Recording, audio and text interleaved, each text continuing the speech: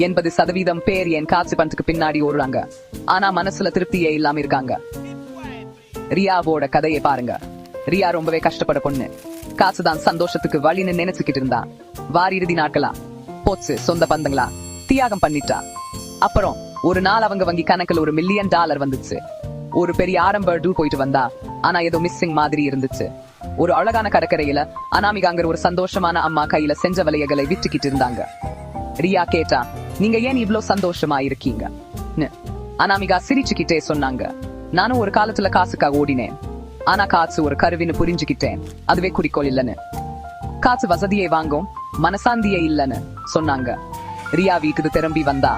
அவ மனசுல நிறைய யோசனை ஓடிக்கிட்டே இருந்துச்சு. அவளுக்கு பிடிச்ச விஷயங்களுக்கு உதவி பண்ண ஆரம்பிச்சா. முதல் தடவையா அவ மனசு நிறைஞ்ச மாதிரி இருந்துச்சு. உண்மையான செல்வம் நம்ம நேரத்தை எப்படி செலவு பண்றோங்கிறதுல இருக்குன்னு புரிஞ்சுக்கிட்டா. காசுல மட்டும்